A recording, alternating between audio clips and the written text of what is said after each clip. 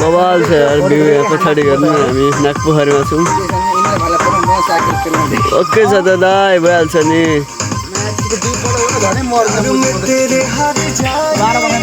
राहुल दोस्त यता यता यता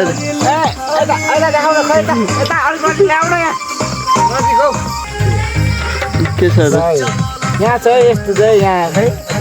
अर्ग्यानिक यो चाहिँ यता ठाउँ न यो चाहिँ अलि यसरी ठाउँ न यो चाहिँ 4 करोडको माल हो यता दाइलाई पनि थाहा दाइको भने यता अर्को किचन फेरि हुनेछ के छ दाइ यता यता के छ मासु कस्तो बन्दैछ भन्नु हेरौँ कति करोडको हो तपाईँको यो यसो मासु हेर्दा त 100 करोड जस्तो लाग्छ मलाई 100 करोडको हो अलिकति मूल्य उठो भयो कम भयो त्यसको लागि त किस्मत दाइले बनाएको यो सो फेरि डाइनोसरको प्रजाति हो नि त फेरि अलिकति साइज मात्रै घटेको रे त्यही हो फेरि डाइनोसरै रे फेरि डाइनोसर मान्छे पाउने फेरि सेप फेरि अगाडि पनि भिडियो गरेर न अनि बाबा लाँदैछ पछाडिबाट उही बाबा दाइको त ओपर आउँछ यहाँ चिक्ने देखाउँदैन यता यता यता के छ बबाल फल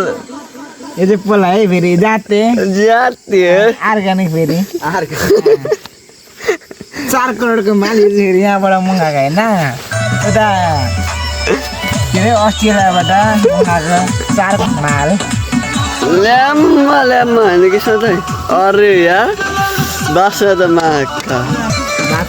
अरे यार बास्ना बाबा लागेको छ दाजु यता यता के छ दाजु मासु कस्तो बन्दैछ मासु एकदम बाल फेरि म्याच ठुलो त भने खोलो होइन म पनि छु त यहाँ आज चाहिँ जङ्गल नाइट भ्यू कस्तो छ किस्मत दाइ भनिदिनु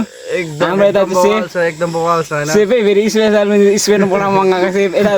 ओनर भन्नु कस्तो छ एकदम बवाल छ यार यता चाहिँ फेरि सानो सेफ भात पकाउने अनि यो चाहिँ हाम्रो यस्तो बनभोज कहिलेकाहीँ सधैँ चाहिँ होइन कहिलेकाहीँ चल्छ कहिलेकाहीँ अर्ग्यानिक चलाउनु पर्छ अर्ग्यानिक यो चाहिँ फेरि अब 5 करोडको मालहरू त्यसै चाहिँ नसम्झ्नु होला होइन कि कसो हो केटा हो एकदम फेरि हामी डेरीलाई नि हेप्दिनौँ नि फेरि यहाँ रहेछ फेरि मासु भयो भने दिनौँ गौमा त जिन्दाबाद मासु भयो पनि पाथी बाह्र पो हो त ल